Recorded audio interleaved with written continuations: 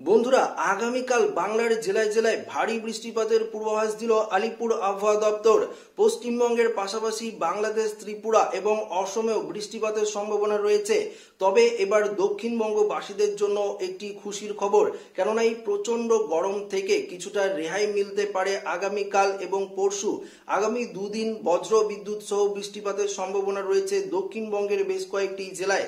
তবে ঠিক কোন কোন জেলাগুলিতে বৃষ্টিপাতের পূর্বাভাস রয়েছে, আবারও কি তাপমাত্রার পারদ বাড়বে, যদি বাড়ে কত ডিগ্রি সেলসিয়াস তাপমাত্রার পারদ বাড়তে চলেছে, সমস্ত কিছু আপনাদেরকে এই ভিডিওটিতে একদম লাইভ ফোরকাস্ট করে জানিয়ে দেব। তো এই ভিডিওটি আপনার জন্য খুবই গুরুত্বপূর্ণ হতে চলেছে। ভিডিওটিতে আপনারা প্রথম থেকেই শেষ পর্যন্ত সঙ্গে থাকবেন এবং নতুন হয়ে থাকলে চ্যানেলটিকে সাবস্ক্রাইব করে পাশের দেওয়া বেল আইকনটিকেও প্রেস করে অল নোটিফিকেশনটিকেও বাজিয়ে দেবেন। তো আসুন বন্ধুরা, সরাসরি আপনাদেরকে একদম লাইভ আপডেটে নিয়ে যাই। তো বন্ধুরা, আপনারা সরাসরি লাইভ আপডেট দেখতে পাচ্ছেন। এই মুহূর্তে আপনারা পরিষ্কারভাবে দেখতে পাচ্ছেন যে দক্ষিণবঙ্গের বেশ কয়েকটি জেলায় বৃষ্টিপাতের সম্ভাবনা রয়েছে আগামীকাল। তবে কোন কোন জেলাগুলিতে বৃষ্টিপাত চলবে সমস্ত কিছু আপনাদেরকে জানিয়ে দেব। পশ্চিমবঙ্গের পাশাপাশি আমরা বাংলাদেশ, অসম থেকে শুরু করে ত্রিপুরার কোথায় কোথায় বৃষ্টিপাত চলবে সমস্ত কিছু আপনাদেরকে জানাবো। তো একটু মনোযোগ সহকারে ভিডিওটি আপনারা দেখবেন, কেননা ভিডিওটি একটু বড় হতে চলেছে। তো আমরা দেখে নেব এই মুহূর্তে পশ্চিমবঙ্গের কোন কোন জেলাগুলিতে বৃষ্টিপাতের সতর্কবার্তা রয়েছে। বিশেষ করে যদি আমরা দেখি তাহলে দেখতে পাচ্ছি উপকূলের জেলাগুলিতে তো কিছুটা বৃষ্টিপাত থাকছে, এবং পুরুলিয়া, বাঁকুড়া থেকে শুরু করে আমরা দেখতে পাচ্ছি এদিকে পশ্চিম মেদিনীপুরের কিছুটা সাইড, যেমন এদিকে খড়গপুর, এদিকে ঝাড়গ্রামের দিকে বৃষ্টিপাত চলবে। গোয়ালতর, চন্দ্রকোনা, কতুলপুর, আরামবাগ, বিষ্ণুপুর, সোনামুখী, খাতড়া, এদিকে গুসকরার দিকে কিছুটা বৃষ্টিপাতের সম্ভাবনা থাকছে। অন্যদিকে কলকাতার আশেপাশে বেশ কয়েকটি অঞ্চলে বৃষ্টিপাতের একটা সম্ভাবনা কিন্তু রয়েছে। তবে আগামীকাল কিছুটা বৃষ্টি হলেও পরশু কিন্তু একটু বৃষ্টিপাত বাড়তে পারে। তো পশ্চিমবঙ্গের এদিকে বৃষ্টিপাতের সম্ভাবনা থাকলেও এদিকে মুর্শিদাবাদ থেকে শুরু করে এদিকে বীরভূমের দিকে সেরকম বৃষ্টিপাতের সম্ভাবনা নেই। মালদা, 2 দিনাজপুর, বালুরঘাটের দিকেও সেভাবে বৃষ্টিপাতের সম্ভাবনা নেই। উত্তরবঙ্গের দিকে যেমন দার্জিলিং, কালিম্পংয়ে হালকা ছিটেফোঁটা বৃষ্টি এবং আলিপুরদুয়ারেও হালকা ছিটেফোঁটা বৃষ্টি হতে পারে। কোচবিহারের দিকে সেভাবে বৃষ্টিপাতের কোনো পূর্বাভাস নেই, আকাশ কিছুটা মেঘলা থাকবে। তবে আমরা অসমের দিকে যদি চলে যাই তাহলে দেখব অসমের বিশেষ করে গোয়ালপাড়ায় কিছুটা বৃষ্টিপাত থাকছে, আবার জোরহাট, ডিব্রুগড়, ডিমাপুর, হোজাইয়ের দিকে কিছুটা বৃষ্টিপাত থাকছে।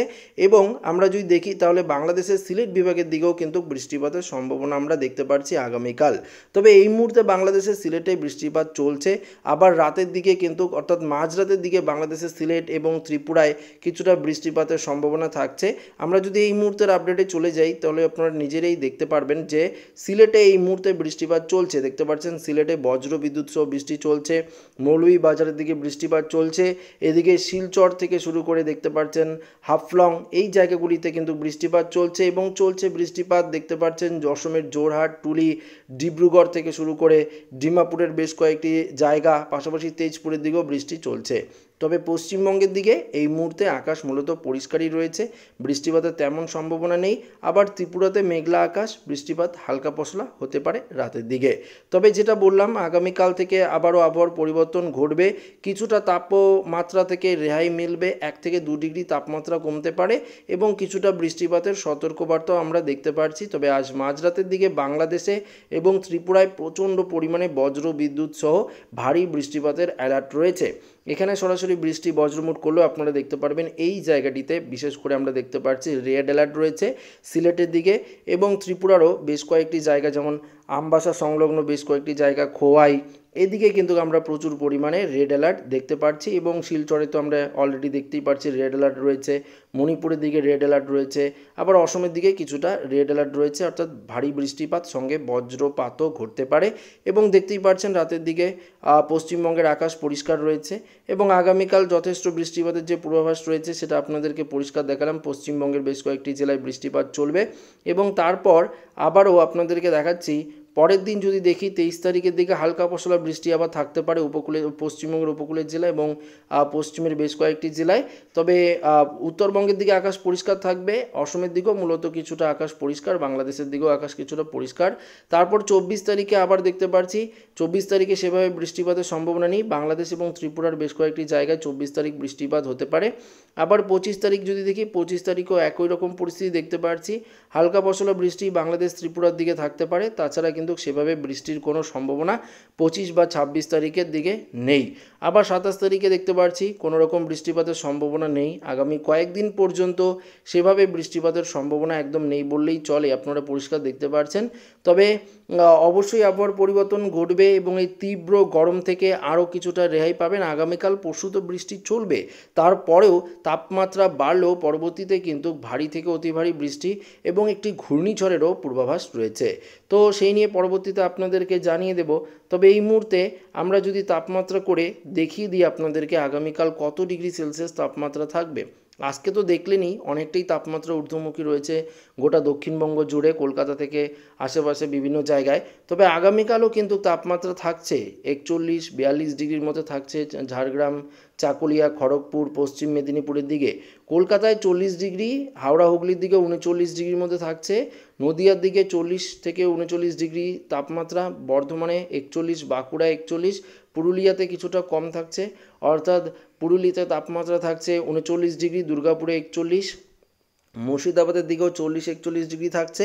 আবার এদিকে বীরভূম দিকে থাকছে, আমরা দেখতে পাচ্ছি 39 ডিগ্রি থাকছে, মালদাতে 39 ডিগ্রি, দিনাজপুর বালুরঘাটেও 37 ডিগ্রি এবং কোচবিহারে দেখে নেব 34, আলিপুরদুয়ারে 31-32 রয়েছে, জলপাইগুড়ি শিলিগুড়িতে 32, এর মধ্যেই তাপমাত্রা রয়েছে। অসমের দিকে আমরা দেখতে পাচ্ছি গোয়ালপাড়া, গুয়াহাটি 32-33, তেজপুরে কিছুটা কম এবং ডিব্রুগড়ে যেহেতু বৃষ্টিপাত থাকবে সেহেতু তাপমাত্রা কম এবং বাংলাদেশের সিলেটও আমরা কিছুটা তাপমাত্রা কম লক্ষ্য করতে পারছি উত্তরবঙ্গের মতোই।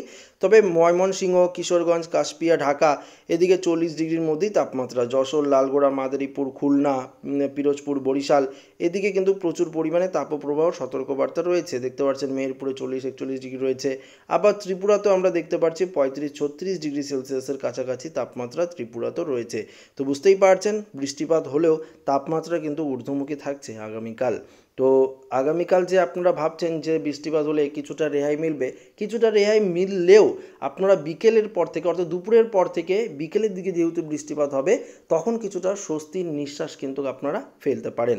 এবার বায়ুমোডে গেলে আপনাদেরকে দেখিয়ে দিই, যেহেতু দুপুর টাইমে বৃষ্টিপাতের সতর্কবার্তা থাকছে সেহেতু আমরা দেখে নেব যে হাওয়া বইতে পারে কিনা, কোনো রকম ঝড়ের সম্ভাবনা রয়েছে কিনা এবং কত কিলোমিটার গতিবেগে দমকা ঝোড়ো হাওয়া বইতে পারে। বিশেষ করে চাকুলিয়া, ঝাড়গ্রাম, পুরুলিয়া, বাঁকুড়ার দিকে আমরা দেখতে পাচ্ছি 40-45 কিলোমিটার গতিবেগে একটা দমকা ঝোড়ো হাওয়া বইতে পারে। বীরভূমের দিকে 50 কিলোমিটার, মুর্শিদাবাদের দিকেও 50 কিলোমিটার গতিবেগে একটা দমকা ঝোড়ো হাওয়া বইতে পারে। অন্যদিকে যেমন মালদাতে কিছুটা ঝোড়ো হাওয়া থাকছে, অন্য উত্তরবঙ্গের দিকে সেভাবে হাওয়ার গতিবেগ নেই। অন্যান্য জায়গাগুলিতে সেরকম হাওয়ার যে একটা প্রভাব সেটা কিন্তু ফেলছে না, শুধুমাত্র পশ্চিমবঙ্গের এই জেলাগুলিতে কিছুটা দমকা ঝোড়ো হাওয়া কিন্তু বইতে পারে দুপুরের পর থেকে এবং লুও কিন্তু কিছুটা বইতে পারে, অর্থাৎ এই তীব্র গরমে যে ধুলো ঝড় হয় সেটাও কিন্তু হতে পারে। তবে ঘূর্ণিঝড় নিয়ে আবহাওয়া দপ্তর যেটা জানিয়ে দিয়েছিল আমাদের বঙ্গোপসাগরে যে একটি ঘূর্ণিঝড় তৈরির সম্ভাবনা ছিল সেটা আমরা যদি দেখি তাহলে দেখতে পারবো বঙ্গোপসাগরে নয়, সেটা আরব সাগরে একটা ঘূর্ণিঝড় তৈরির পরিস্থিতি তৈরি হচ্ছে। পরবর্তীতে এখনও বোঝা মুশকিল যেটা কোন দিকে যায়। তবে এই মুহূর্তে 30 তারিখের লাস্ট আপডেটে যদি আমরা দেখি তাহলে দেখতে পাচ্ছি এটা আরব সাগরেই তৈরি হচ্ছে, আমরা দেখতে পাচ্ছি একটি ঘূর্ণিঝড়ের সিস্টেম আরব সাগরে তৈরি হচ্ছে। পরবর্তীতে এটা কোন দিকে যায় বলা মুশকিল, কেননা এই ঘূর্ণিঝড়গুলো তার গতিপথ বা অভিমুখ পরিবর্তন কিন্তু করতেই থাকে। এটা এখন দেখাচ্ছে যে আরব সাগরে তৈরি হয়েছে, বঙ্গোপসাগর থেকে তৈরি হয়ে আস্তে আস্তে আরব সাগরে যাচ্ছে। পরবর্তীতে এটা কোন পথে যাবে সেটা বড় বোঝা মুশকিল, কেননা 28, 29 বা 30 তারিখ আসতে এখনও যথেষ্ট দেরি রয়েছে। তো প্রতিনিয়ত আমরা আপনাদেরকে জানাতেই থাকবো যে ঘূর্ণিঝড়ের যে সিস্টেমগুলো তৈরি হয় সেটা কোন দিকে যাচ্ছে। এই মুহূর্তে আরব সাগরে যে ঘূর্ণিঝড়টা রয়েছে সেটা যদি ভারতবর্ষে আসতে পড়ে তাহলে তো প্রচুর পরিমাণে ক্ষয়ক্ষতি হবেই। তাহলে অবশ্যই আপনাদেরকে জানতে হবে যে এই ঘূর্ণিঝড়গুলো ঠিক কোন পথে যাচ্ছে, তার জন্য লাইভ আপডেটগুলো কিন্তু প্রতিনিয়ত আপনাদেরকে ফলো করতে হবে এবং দেখতে হবে। তো এই ভিডিওটি এখানেই শেষ করছি, ভালো লাগলে লাইক করে আমাদের সাথে শেয়ার করবেন, নতুন হয়ে থাকলে চ্যানেলটিকে সাবস্ক্রাইব করে নেবেন। ধন্যবাদ।